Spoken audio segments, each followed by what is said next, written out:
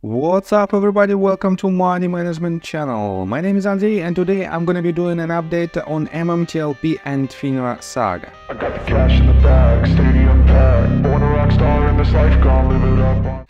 And for today's video I have a mind-blowing news. It is a real bombshell because FINRA just published their update. They published a supplemental FAQ with additional information regarding MMTLP case. And I have to say that their new additional FAQ is quite ridiculous and they are still contradicting to themselves in their own statements, and I will show you more details regarding this.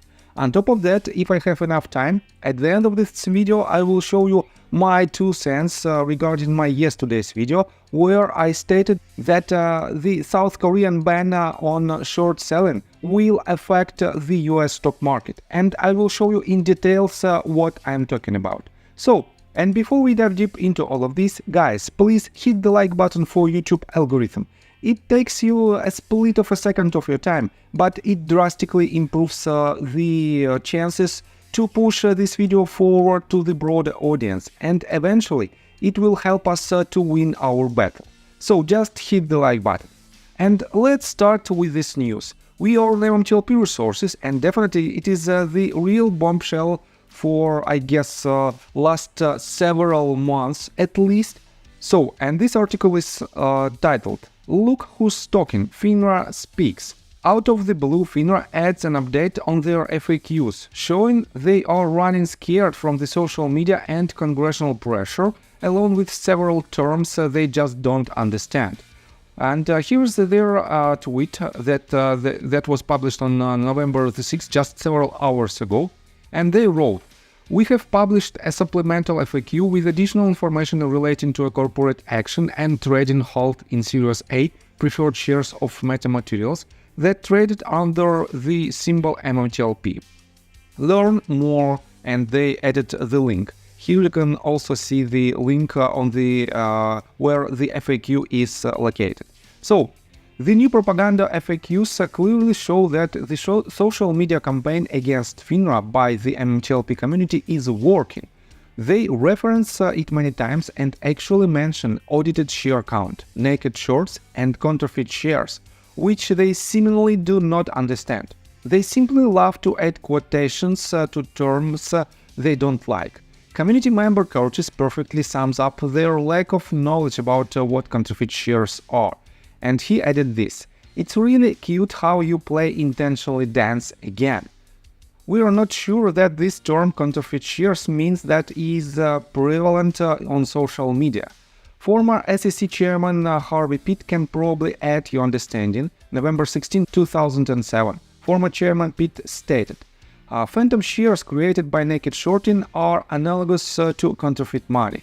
And the FAQs talk about not being able to get any share count data.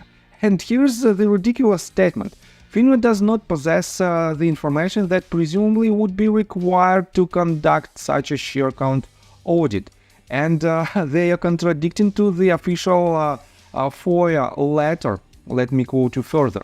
The word presumably is very telling. They of course never mentioned that they already told us in a FOIA email that they were bullshitting MMTLP and MMAT back in December 2022 due to fraud. Instead, they spent a half of a paragraph on telling us how bullshitting would tell us nothing. And here is the screenshot of this FOIA letter. So, and here is the last sentence of the first paragraph.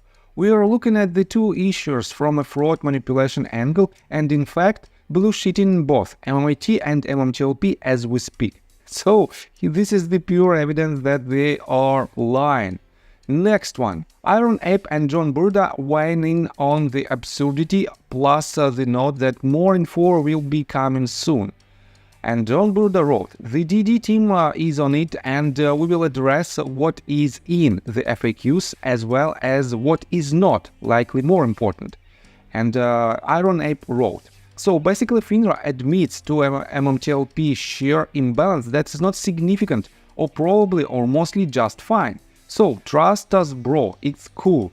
How dumb can they be? who proves this stuff. The community is already whipping out the debunking machine once more. And if you want to know more, I highly suggest you to watch this video. Huston Wade goes through every point in the new MMTLP FINRA FAQ in his video.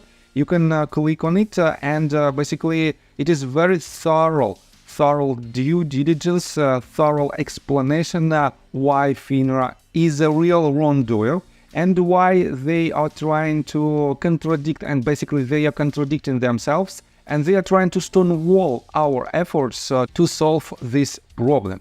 So this is a breaking news story. This post will be updated as we and other community members have a chance to digest their newest PR piece that shows they are running scared.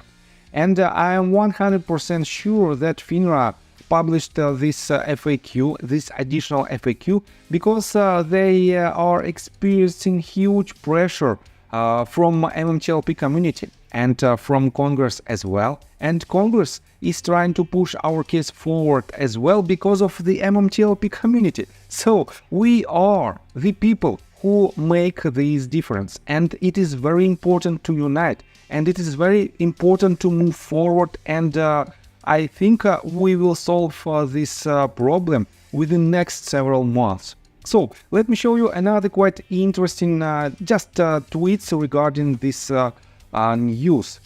If you open a Meta News Twitter account, you can see a lot of retweets that was made by Meta News, and that originally was made by our community members. For example, RareDD posted this tweet. He wrote, "FINRA never reads the comments on their own website." And he added these screenshots.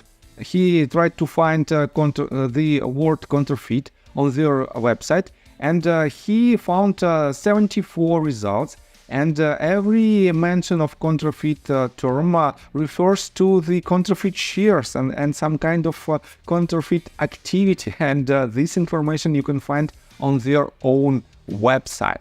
And yes, in my opinion, it is huge breakthrough in our case, and definitely it will help us to win our battle, and definitely it shows that FINRA's position is very weak despite its total immunity, and I think our victory is around the corner. So, and for now, let me show you some details regarding my yesterday's video and regarding the statement that South Korean short sales ban will help the US stock market. And in the comment section, you can find a lot of comments that people are thinking that it will not help the US stock market. So, for example, Steven7525 wrote, "But how this will help us?" And CryptoFan6255 wrote this, "It won't at all, just clickbait." And TestTrap43 also wrote this, "It's not the US." And guys, let me explain. First of all, you know that just recently South Korean regulator fined several banks because of their illegal activity and because of their naked shorters positions on the Korean market. And let me show you that we have a lot of companies that are listed on both stock exchanges, on South Korean market and US stock market as well. For example, NIO. It has a ticker symbol 9866 on the Hong Kong Stock Exchange, and NIO, ticker symbol NIO, is on the New York Stock Exchange. And we know that there is a huge gap in between these two exchanges because of the time zones. And Hong Kong Stock Exchange opens much earlier than the New York Stock Exchange, that is obviously. And we know that all of the companies who listed on both of these stock exchanges have some kind of balance in between their prices. And let me show you this chart. If you use COSDAQ 150 ticker symbol, you can see that it is an equivalent of Nasdaq index, but for the Hong Kong Stock Exchange.